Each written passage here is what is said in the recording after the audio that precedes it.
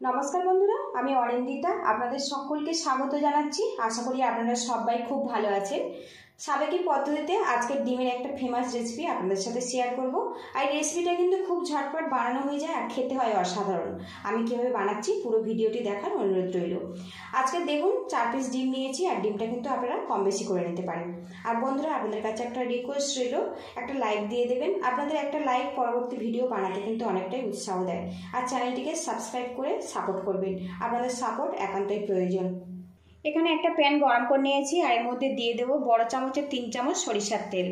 তেলটা বেশ ভালো করে গরম করে নিয়েছি। আর আজকের এই সাবেকি রান্না অবশ্যই সরিষার তেল দিয়ে বানাবেন, এতে খেতে কিন্তু অসাধারণ হবে।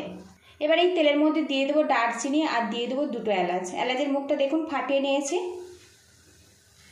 এবার এটা আমি ফোড়ন করে নেব। এবারে এর মধ্যে দিয়ে দেব 1 কাপ পরিমাণে পেঁয়াজ কুচি, সামান্য লবণের ছিটে দিয়ে দেব। পেঁয়াজটা আমি ভাজা ভাজা করে নেব। ডিমের এই রেসিপিতে কোনো রকম টমেটো বা ধনের গুঁড়ো ব্যবহার হবে না। গ্রেভিটা ঘন করার জন্য পেঁয়াজের পরিমাণটা একটু বেশি রাখতে হবে। আর পেঁয়াজটা অবশ্যই একটু পাতলা পাতলা করে কেটে দেবেন, এতে খুব ঝটপট কিন্তু পেঁয়াজটা ভাজা হয়ে যাবে।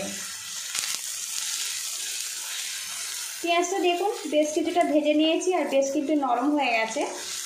এবারে এর মধ্যে দিয়ে দেব আদা রসুন পেস্ট। এখানে কিন্তু আমি রসুনের পরিমাণটা কম রেখেছি আর বড় চামচের 1 চামচ পরিমাণে পেস্ট ব্যবহার করলাম। এবারে এর মধ্যে দিয়ে দেব 2 চামচ পরিমাণে পেঁয়াজ বাটা। আবারও একসঙ্গে এগুলো আমি ভাজা ভাজা করে নেব।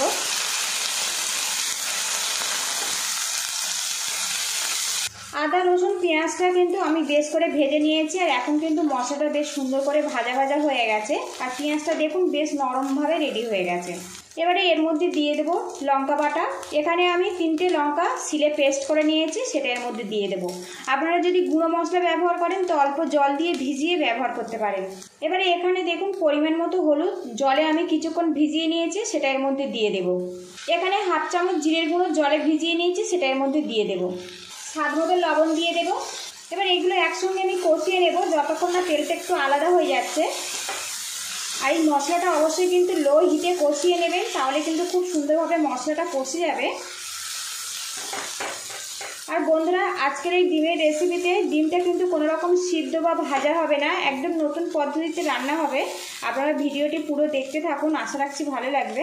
মশলাটা কিন্তু বেশ কিছুক্ষণ কষিয়ে নিয়েছে আর একটু কষিয়ে নিতে হবে। বেশ কিছুক্ষণ মশলাটা কষিয়ে নিয়েছি আর একটু স্প্যাচুলা দিয়ে এইভাবে একটু ম্যাশ করে নেব যাতে সহজেই পেঁয়াজটা গলে যেতে পারে। আর এই মশলাটা যত সুন্দরভাবে কষা হবে গ্রেভিটা কিন্তু তত সুন্দরভাবে রেডি হবে। এবারে এর মধ্যে সামান্য রেড চিলি পাউডার ব্যবহার করব, একটু কালারটা ভালো আসবে। আর এটা যদি পছন্দ না করেন তো আপনারা বাদ দিতে পারেন। মশলাটা বেশ করে আমি কষিয়ে নিয়েছি আর এখন কিন্তু বেশ তেলটা আলাদা হয়ে গেছে, এইভাবে রেডি করে নিতে হবে। এবারে এর মধ্যে দিয়ে দেবো 1 গ্লাস পরিমাণে জল। আমি এখানে 4টে ডিম ব্যবহার করছি, সেই জন্য 1 গ্লাস পরিমাণে জল ব্যবহার করলাম। ডিমের পরিমাণ অনুযায়ী কিন্তু জলটা দিতে হবে। ভালো করে মিক্স করে গ্রেভিটা ফুটিয়ে নেব।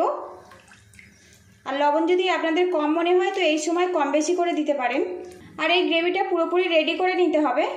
গ্রেভিটা বেশ কিছুক্ষণ ফুটিয়ে নিয়েছে আর এখন কিন্তু গ্রেভিটা পারফেক্টভাবে রেডি হয়ে গেছে আর কালারটা দেখুন কত সুন্দরভাবে এসছে। এইভাবে রেডি করে নিতে হবে।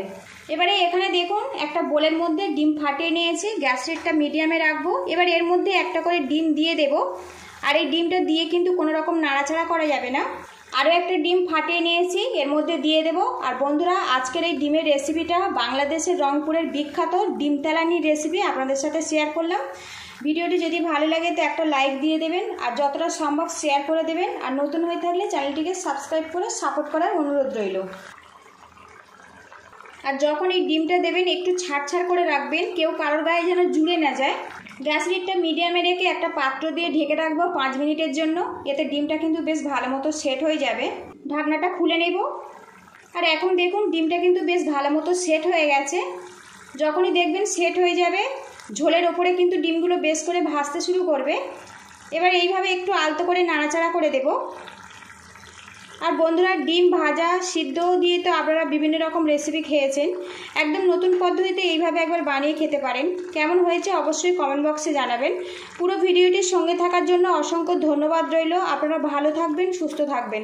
তো দেখুন রেসিপিটা পুরোপুরি কমপ্লিট হয়ে গেছে। আর এই রকম গ্রেভি অবস্থায় নামাবো, তবে কিন্তু ভাতের সাথে খেতে ভালো লাগবে। গ্যাস হিটটা আমি বন্ধ করে দিয়েছি। আর বন্ধুরা আজকের এই রেসিপিটা কিন্তু আমি লাঞ্চে ভাতের সাথে পরিবেশন করব। আপনারা ভালো থাকবেন, সুস্থ থাকবেন।